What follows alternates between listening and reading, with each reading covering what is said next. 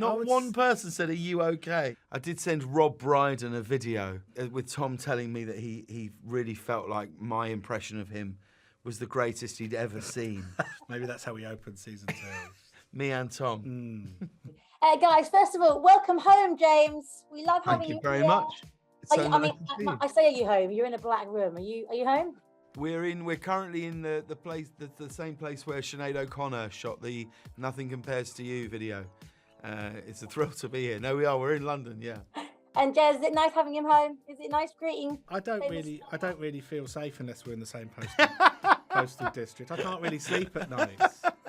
Talking about not really being able to sleep at night, Jez, you did this to me during this. It's utterly bonkers. It's brilliantly bonkers. You all right? Me? Well, thanks for asking. Because no one's asked yet. And I just feel it's a really good point. We've done 50 of these. I would say... Yeah, not one person said, "Are you okay?" No, it's a really, really good question. I really appreciate it. I would say when I was gathering material and information to tell this story, the answer to that question would be emphatically no. Not all right. But I think I'm probably doing a lot better now. I don't think that you could sort of go into these kind of areas without some knowledge of the terrain that you're going into. Why, James? Did you just dream this concept up and think, James Corden, he's the only one for me? Well, look, I had written the first episode just to see, and I'd written it 5 years before, and I put it in a drawer, and I hadn't found anyone that I wanted to do it or do it for. And then I met James, and I showed him the episode, and I wrote the whole thing for him. So yeah, to that extent, it's tailor-made. James, did it make you a little bit neurotic? Because I feel like I need to find out my fella's passcode, and I'm worried about what's going on that WhatsApp. I'm scared.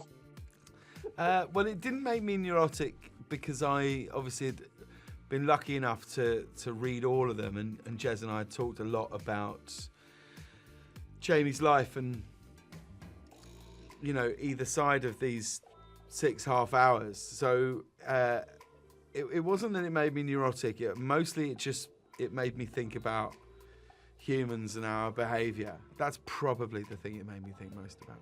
Yeah. And am I allowed to mention the person that we see in it? Am I allowed to mention that? Yeah. We got a celeb in there. James Corden got us a celeb. I'm not sure if you could be James or Jez, but Tom Jones, Sir Actual Tom. Yeah.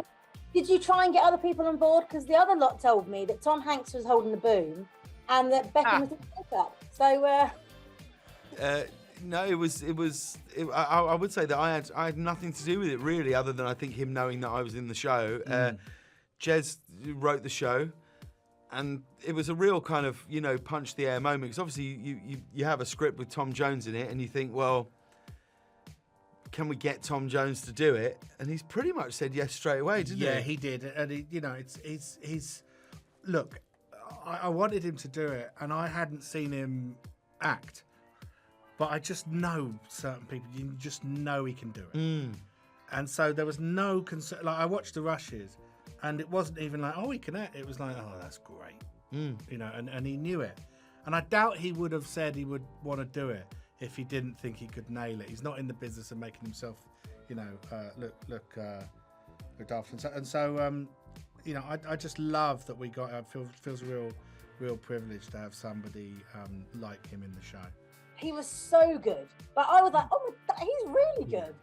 Did you sing when the cameras were off, you two together, James and Tom? There wasn't any singing. I did send Rob Brydon a video of Tom and me, with Tom telling me that he really felt like my impression of him was the greatest he'd ever seen.